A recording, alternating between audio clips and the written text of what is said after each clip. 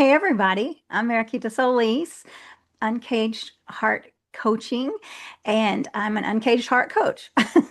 And so I this is an impromptu conversation. I wanted to catch my good friend AK on here and to talk about some of the issues that people have in relationships and the issues in life. And I had had a conversation with AK before, and it's always talking to him brings some really insight, some deep insight to how men's minds work. And maybe, I mean, and some things that are some myths that are that are perceived that we're not aware of, that we are believing in society. So thanks for joining me, AK. Tell the viewers who you are if they don't know your legend. Well, there's quite different ways to describe myself, but I guess I could start with my full name is Anže Kos, and people just know me by AK. And I'm a retired professional basketball player, turned into a flow state master coach, currently working with professional basketball players. But I'm always, my, I guess, background goes into life coaching itself. So I'm always curious and, very appreciative when people invite me to have these conversations, even if it is outside of the scope of basketball and basketball players itself. So yeah, here I am talking to you, and I'm excited what we come up with. Yeah, I'm excited too. So I'm having a master class really to bridge the gap between men and women, and again to break to stop these myths that all men are this or all women are this, and so I'd like to get some insight on what are the struggles that men might have in relationships? I mean, you're an athlete, and so a lot of women would say, "Wow, he's what we want. We want a tall man." First of all, they love the tallness. That's what society says, right? Um, a tall, strong man. And so, what is it like to be a tall, strong athlete? I mean, what are the demands of that that you might have felt that society has put on you? And thankfully, you're tall, I guess. You made the cut. So, do you know what I mean by that? Yeah, that's an interesting question, so you went straight right into it. So so I mean, generally speaking, like if I go to like what I do, like in the players I work with, yes, they are all basketball players. Majority of them are tall.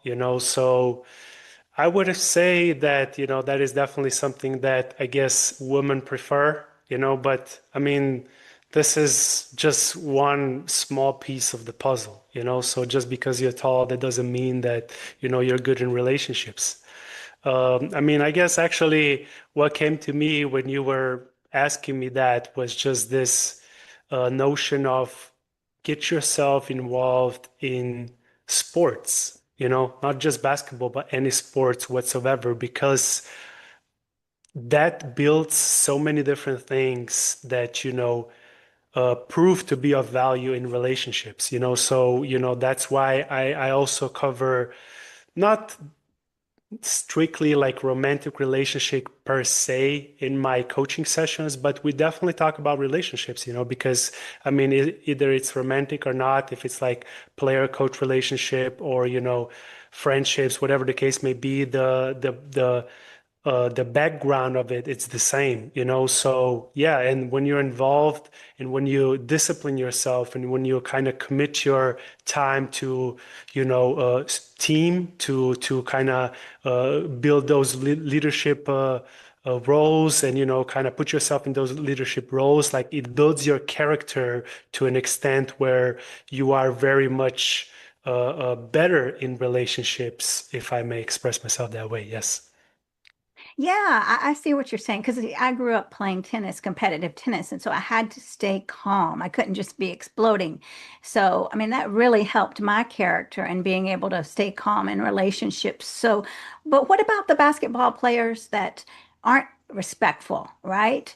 that scream and cuss, and then you see that where that is okayed by society because they are a a status symbol, or right, because they're a professional, and so it can be dismissed as just, I mean, almost like the locker room talk. Well, that's the way Mm. they are, right? But really when it's rage and it's on the court, and when I would say that this is inappropriate behavior. What would you say to that?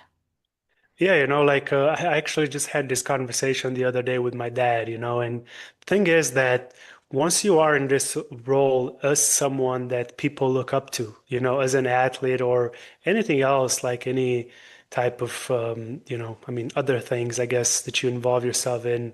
But yeah, athletes in particular, you are held to a higher standard, so I feel like that responsibility that comes with it is even bigger. So you have to, I mean, I hate the word behave, but more so just understand your responsibility as someone who is in a position of status, if I want to call it that way, or someone who is in this leadership role because, other people look up to you. So again, if we go back to what you were saying, if you are cussing, if you are, just like demoralizing other people or, and just kind of, yeah, doing all those different things, I don't think it should be okay just because you have that role. I think it should be the other way around, like to hold ourselves, and other people should hold you to a higher standard because you are in that position where you actually have a bigger influence on how other people will also behave because they're looking up to you. I think you're right, definitely. And what about how do you control your temper and how do you regulate? I mean, because a lot of men might say they're overregulated. And so there's a difference between overregulated, where you don't show any emotion, you're shutting down emotions, but then being able to acknowledge the emotions and and let them work in a way in your life where it's productive. How do you get to that level? And if you're so angry, you want to explode, how do you remain calm? That's exactly why I say get involved in sports, get involved in basketball. I mean, I work with basketball players, so I say basketball, but it can be any sports, because it teaches you that, because you will eventually come into contact with literally every trauma that you've ever experienced in your life. It's gonna show up on the court. It's gonna show up on the floor, because all this things that you've been holding into, anger, resentment, all these things come up when you play sports, when you play basketball, when you play like anything else for that matter, and yeah, it's for me personally, it's a bunch of different, I guess, habits, tools, things that I had to first come into awareness and then, over time master for me to be able to kind of be in touch with my emotions, more often than not, it's kind of called be in touch with your feminine side. But I mean, I think it's true that yes, women are, I guess, more generally speaking, more in touch with their emotions, and they can also feel more emotions more deeply than men do. But at the same time, like it is very much important because otherwise, like you were saying, like you start, suppressing stuff or repressing stuff or expressing it in a way that it's destructive to yourself and to other people. So yeah, like it's definitely a thing that is important to master for men. Yeah. And so during your life, you spoke about traumas. How have you overcame traumas in your life? I mean, what would you say to someone that really is struggling to overcome issues? I mean, like as a maybe a little boy taught that they can't be emotional or they can't open up, and Mm. that's what they're afraid to, and that's traumatic for little children. I mean, what would you say to that person, and how could you speak to that from your own life? Yeah, definitely. Like I guess if we go specifically or mainly into the male side of things, it's just we're often taught that I guess expressing emotions is not good, or more so just expressing things like anger is okay, but not like when we are sad, when we are, like when we want to cry, for example, all those things is like seen as not masculine. It's kind of like a bad thing if you do it. So yeah, of course, like, men hold back. They don't want to do it. They don't want to be seen as, or be looked down on, like as someone, yeah, looked down on, so yeah, but coming back to how you overcome this, how did I do it? For example, it's first things first is obviously you have to become aware that you're even doing it. You have to be aware that, yes, there are emotions, there are things maybe that you suppressed, that you've been escaping from, and first is becoming aware of them, and one of the things that, definitely helps me, that I always stand by, is the practice of meditation. That can be done in multiple different ways, but, just kind of, yeah, going within. Kobe Bryant is, one of my favorite people in the world. I always mention his name because he was a master of that, and he very much preached meditation, because it allows you to kind of look within. And then, instead of being, I guess, consumed by these emotions, you're able to kind of look for uh, how and where they truly are, and then, channel them and anchor them within you so that you can express them in a ways that is actually productive to other people and yourself, if that makes sense. Yeah, that makes sense. Definitely. Meditation is calming, and it's something that really shifts an awareness when we can just sit still. I mean, we're going so fast all the time. So, yeah, it's definitely an asset in your life. So, did you get bullied as a child? I mean, when you expressed emotion, or do you remember any times of being told not to cry, or society pressuring you as a little boy? Or even as a young man, or Yeah, even now, somebody might that- make fun of you. that's a great question. That's a great question. And, um, I wouldn't say I had like really deep traumas because of it, but it certainly happened, and I fought back. Like I remember as a kid, like I got into fights, like people were bullying me, and, yeah, like I was fighting. I literally like got into fist fights, and, just kind of, that's the way I handled it. Um, um, so yeah, I do remember those, I guess, experiences to this day. Um, and I even that was like as a kid, and even as a young man, there was still things that people do that hurt me, and I would often kind of just let it slide, and or I would be affected by it, but I wouldn't show. So I guess throughout, I guess, all these experiences I've learned, and throughout the practices and the tools and the habits, and, just kind of like, yeah, growth of me as a human being, I've made this experience aware. Like, so I revisited them. I actually went through all this like different experiences where I was like deeply hurt, and yeah, I just kind of brought them into consciousness, and eventually forgave, people, forgave myself, forgave others, release this stuff. I remember I have this amazing exercise that I also use on my players, is like when you go through different stuff like this, instead of like repressing it and, kind of forgetting that ever happened, like you can actually write down on the piece of paper everything that you remember about that very challenging event. And you write it down on a piece of paper, you let it all out, you revisit it with all this like anger, frustration, resentment, anything you felt at that moment, you revisit it, you bring into consciousness, and then you consciously let it go. Okay, and the way I do this, is either through prayer, or you can even go a bit deeper into this. Like you can literally take that piece of paper that you wrote on, and you burn it. You burn it, and as a symbol of letting it go, and that release actually helps you to kind of, yeah, deal with this traumas or bullying that you faced as a younger self.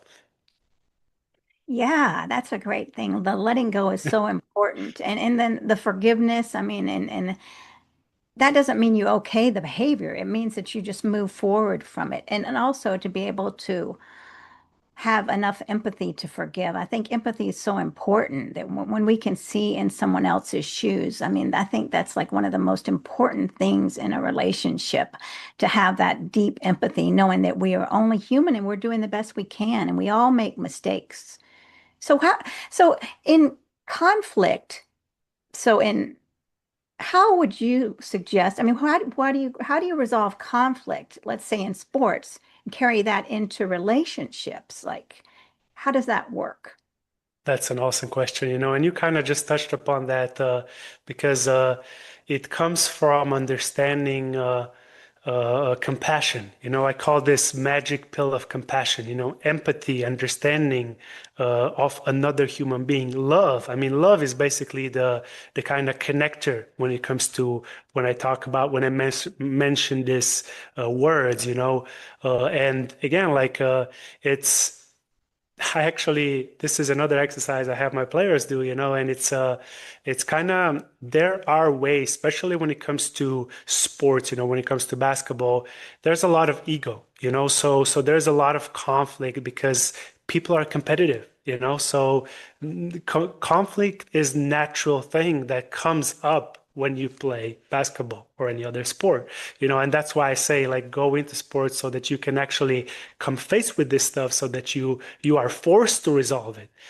so yeah, and for me, I didn't know how to deal with it as a young man, then I started to understand that, man, like it's not like I'm the only one, that has I guess, problems in a way. Like everyone else in the world is going through challenges, through problems, through things of their own that you don't know. So when people are reactive towards you, or they say stuff like you to you, or they are being assholes or whatever, or they are bullying you, at the end of the day, they are coming from their own insecurities, so like if they are like that towards you, it's actually you just kind of being a mirror to them, so coming back to that magic pill of compassion is just, instead of resisting what's going on, you accept that other human being. I'm not saying accept the action, just like another human being. You open your heart and you share compassion with them. You are understanding.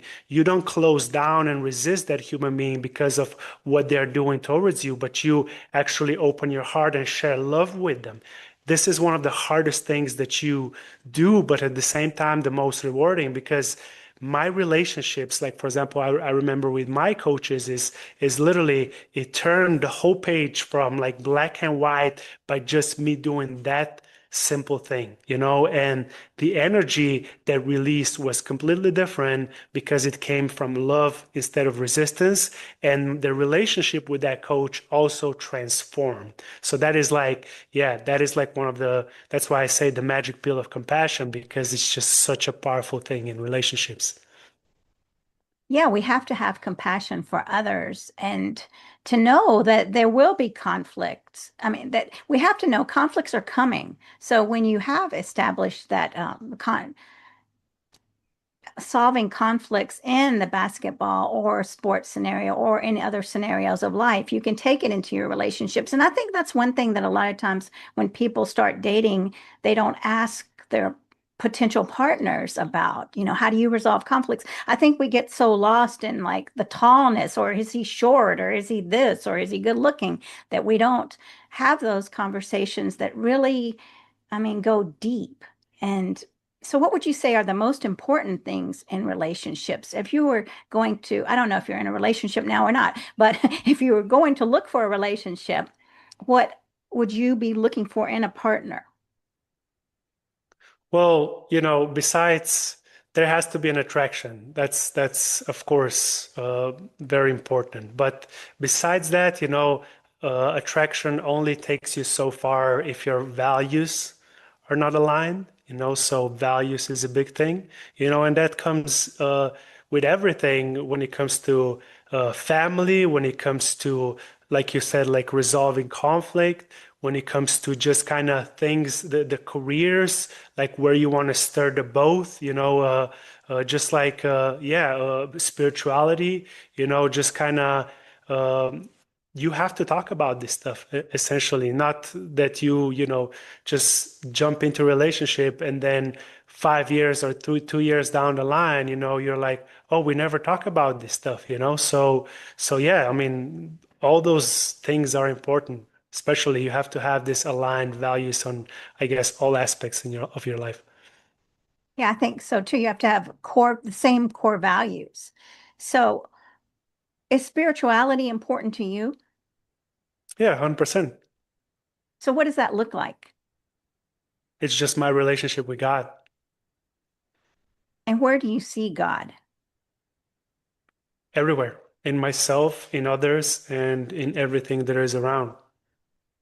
So my Okay. relationship with myself, my relationship with the people around me, my relationship with nature, with animals, with just literally everything I do on a daily basis. Like, God is everyone and everyone is God. Well, that's very true. I mean, I feel the same way. And when I get overwhelmed in this society that's rushing so fast, I have to stop and go outside. Definitely. So, and that also, I mean, that's all very calming when you realize that everything is God, that we are all interconnected, and, we're all one. And that's when you can bring about that empathy, possibly for the fan that's making fun of you. I'm sure that you've had to deal with fans that harass and and can trigger you. Does that come up a lot for the guy that did that come up a lot for the guys on the team or for the guys you talk to now that they're triggered by by what the comments, people make online or in the stands? Actually, I mean, I'll start personally. Like, this was one of my favorite things. Like, because I'm very, I'm naturally a very competitive person. And, when people are making those, I guess, mean comments to me, that's just fuel to the fire, So, but again, like I trained myself, like I enjoy it actually, like I always had people trash talking me and it didn't go well because I play better when people do that. Because I get extra energy from the emotional input by others doing that. Like I'm having like an extra battery within me that I can use to play even better. And I learned how to channel these emotions, so for me it was great. But I mean, it can definitely happen, especially I would say it's more so like relationship when it comes to like coaches, players, or between players, because it's such a like you see them all the freaking time, so people, especially coaches, can say something that can kind of trigger you, so I definitely seen it. I mean, it's definitely my fair share of conflicts and all this kind of like yeah, outbursts from one side and the other side in sports. Like it's just such a uh, uh, um, common, what's the word for it, occurrence, but that's why, like, when you go outside of sports, like you're like, oh, these things happen, oh, okay, like it's no big deal because like you've already experienced them so much in sports. And again, like if you consciously kind of become aware of this and then you train, it's just allows you to live such a more conscious life, Definitely. And so what about someone that can't handle triggers? What's the first step in handling triggers? What's the first step of handling triggers? You have to be aware of them, so that's definitely number one, bringing them to awareness that something triggers you. And then there is emotional regulation, so just kind of understanding by them saying a certain thing to you, like if they triggered something within you, then this is actually the biggest blessing that someone can give you because it allows you to see that there's something that you still have unresolved, so but again, like people are very unconscious when it comes to this stuff because they get triggered and they just kind of react and then they move on. Like they don't, like, actually consciously step into this trigger and ask, oh, why was I triggered so much? Like they just react. Like they live in this like survival reactive mode, like without becoming aware of it. That's why, prayer meditation is so important because it allows you to stop at those moments and instead of saying something that will have a very negative effect, it allows you to stop and just kind of look for a second and acknowledge this for a second and then respond with a very strong and kind of powerful effective way rather than from a place of reactiveness. Yes, exactly, because it's respond or react. So taking the time to just stop and see, and even, I mean, we all get triggered and we all can attack or just act reactively. But I mean, to have that awareness so we can document it or write it down or look at that. What is that caused and where is it? Maybe that's caused from my childhood, right? So that definitely is the first step. I mean, but yes, I know that I remember seeing that. I don't know what kind, maybe it was a baseball player that punched the fan in the face and then apparently that fan had been doing it for years or been doing it for a long time, but that would show that this person, is still allowing that fan to trigger, and then finally attack, right? I mean, I don't think anyone deserves to be punched in the face. I think that is the would be there it is right there. This person's triggering me, right? How this is a lesson to be learned. And that's very important what you just said, because I get triggered too. I was triggered last week and I felt it. I was like, oh my gosh, and I had to just breathe through it and not react in a way that was detrimental for everyone. And to take responsibility if you do act in a way that isn't appropriate, to come back and apologize for it. What is a good apology, would you say? I mean, what does that look like? Before I answer that question, Uh-huh.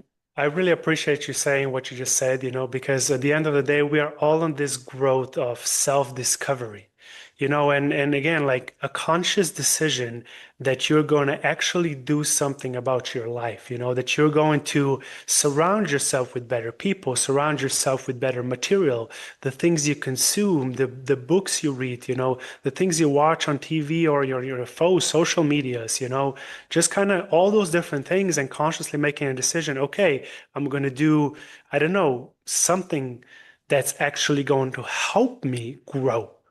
I mean, essentially, if you look at from like the deeper wisdom of it, everything can help you grow. But, just kind of that conscious decision of, yeah, taking those steps towards growth is very, very powerful. Like, no matter what you do, whether again with the things you surround yourself with, or the habits you do, or the exercises, or you join a sports team or whatever, like just that, and then just upgrading and leveling up. Like you're always gonna have to be uncomfortable to grow, so yeah, like it's never gonna be just like, oh, now I finally learned things and now it's over, like it's not like that. Like, sometimes I always have these situations where I'm like, oh, can I just have a day where I don't have to be so uncomfortable? But I mean, that's the whole point. Like if you want to grow, you have to be uncomfortable, and yeah, like that's just kind of a part of life. Like you had either you resist or you embrace it,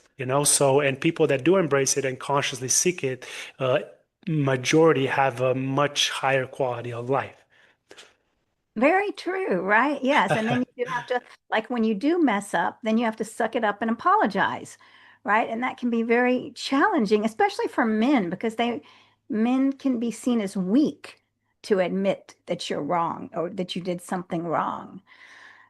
So, Yeah, I mean, it's of course like it's very nice if I guess it's powerful if you can be that conscious when you feel like, okay, this has happened, let me just share love with another human being, whether it's in terms of letter, saying something to them, or however else you want to consciously clear that up.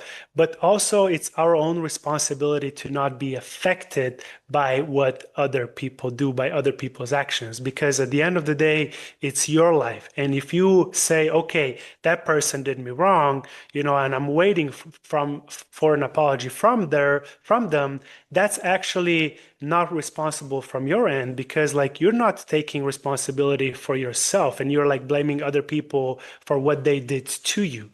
So I always say, like, when you kind of point a finger to someone, it's like there's three of them pointing right back at you. So always look at yourself first. What can I do?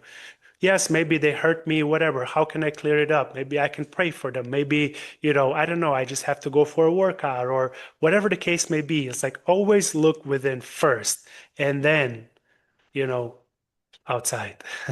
Yeah, well, that goes back to the empathy and compassion we were talking about, knowing that we're all human beings, we all mess up, and having empathy for that person and forgiving them. I forgive you. You don't have to. I mean, it would be nice for you to apologize, but I don't need that apology to have empathy or forgiveness for you, that to get to that state, which can be very challenging because we do want to blame and say that jerk, but when we can put ourselves in those shoes of seeing that person was wounded and that's why they did this, ultimately everyone wants to have a peaceful life. No one wants to have discourse.